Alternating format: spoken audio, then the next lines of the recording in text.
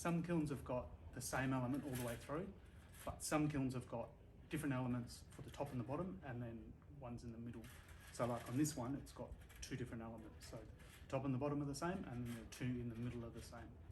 Yeah. But then you'll have other kilns that are the same all the way through, and then you've got other kilns again where all four of them are different. So just depending on the model of the kiln. Those, it doesn't matter if you swap those two around. Which one's these two? Yeah, it doesn't matter if you mix those two up. Right. But you can't mix those two up.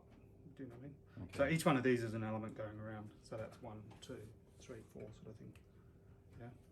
So this is the one, or this is one? No, that's one. Oh, okay. That's one.